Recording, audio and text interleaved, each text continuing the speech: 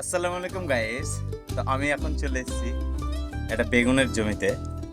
দেখতে পাচ্ছ এই যে বেগুন, সুন্দর সুন্দর বেগুন ধরেছে। তো ভাবলাম আজকে শাক খাবো, তাই এই বেগুনের জমিতে খুব সুন্দর সুন্দর শাক হয়েছে, তুলতে চলে এসেছি।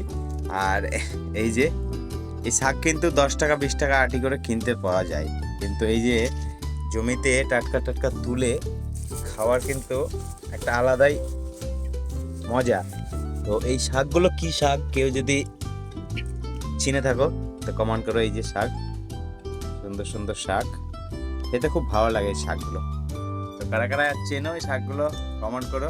বেশি প্রকৃতির একটু সুন্দর সুন্দর খাবারের জন্য, মানে এই যে এগুলো তো তুললাম শাক। এবার হচ্ছে যে সজনের যে ফুল হয় ওটা দিয়ে বড়া তৈরি হয়, আর এই রমজান মাসে রোজা ইফতারির সময় ওই বড়া কিন্তু খেতে খুবই স্বাদ লাগে। তাই আমি চলে এসেছি একটা গাছের এইখানে, এই যে দেখতে পাচ্ছ সজনে ফুল। আর এই বসন্তের সময় অনেক রকম ফুল, মানে যত ফুল এই সময়তেই হয়, তো খুব ভালো লাগে। এই যে এই ফুলগুলো দেখতে পাচ্ছ, এই যে এই ফুলের বড়া বানিয়ে খাবো, তাই আজকে চলে এসেছি মাঠের দিকে শাক আর ফুল তুলতে।